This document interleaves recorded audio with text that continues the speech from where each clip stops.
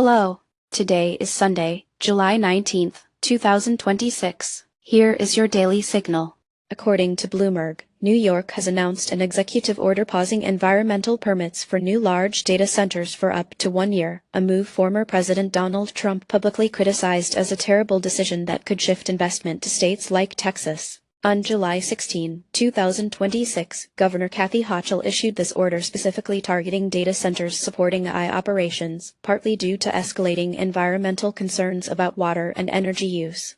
The decision is meant to allow more time for comprehensive environmental study and a full review of AI infrastructure's impact, as debates intensify over balancing economic competitiveness and sustainability standards within New York. Bloomberg and Business Insider report the immediate effect is a 1-year freeze on permits, as Trump warns the pause may risk sending lucrative tech sector growth elsewhere. Key stakeholders include Governor Hochul, Donald Trump as the policy's most prominent critic, and major tech firms operating or expanding in New York, all of whom face uncertainty in this period of review. In the near term, New York may see a slowdown in AI infrastructure expansion and investments, as tech firms evaluate moving data center operations to less restrictive states. Medium term, the moratorium could force stricter environmental standards for cloud and AI facilities more broadly, raising the potential for legal and political challenges as policymakers navigate growth, investment, and sustainability. Next, Asian airlines are seeing a windfall from the global AI chip boom. Bloomberg reports that as of July 16, 2026, surging demand for AI servers and semiconductors has filled Asian airlines' cargo bays and helped offset high jet fuel costs.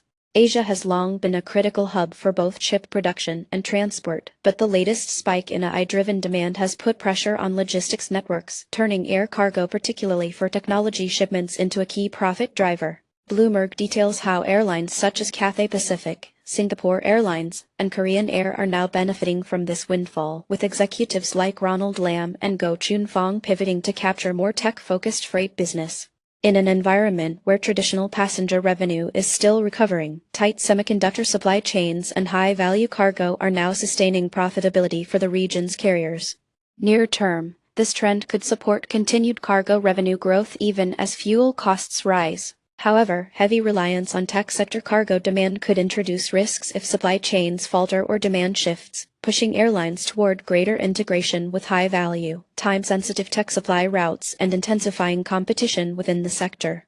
Next, TechCrunch highlights a $20 million funding round for Applied Computing, which aims to build foundation AI models that could transform operational efficiency for oil, gas, and petrochemical plants. Foundation AI models are designed to integrate and analyze complex plant data, automating routine tasks, optimizing maintenance, and supporting predictive analytics, an ongoing challenge for companies contending with fragmented, manual operations. According to TechCrunch, Applied Computing's series of funding will support the development of this AI model to provide actionable insights across oil, gas, and chemical facilities.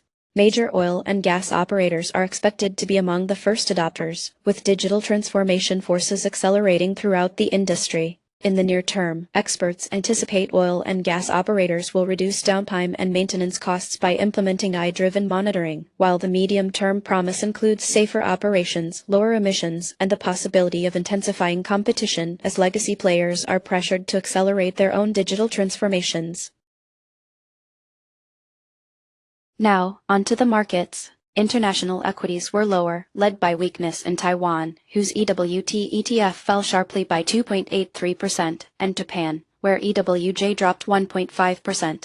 Among European names, Germany slid as EWG declined, while notable losers across the region included EWN in the Netherlands and FXI in China, while India's India bucked the trend, rising nearly 0.5%. Commodities diverged, with U.S. oil surging 3.9% and GLD, the gold ETF, adding just under 1%. In contrast, platinum dipped 1.3% and lithium, tracked by LIT, fell almost 0.7%, while SLV, the silver ETF, was up slightly. In U.S. sectors, the S&P 500 as tracked by SPY slumped nearly 1%, with pronounced weakness in semiconductor stocks down 1.6%. Notably, the MOO Agriculture ETF eked out a fractional advance. On the gainers list, SHOT soared over 2,400%, while QHUO Limited ticker QH led declines, plunging by more than 99%. That's it for today. You can find more news and details on our website. Goodbye.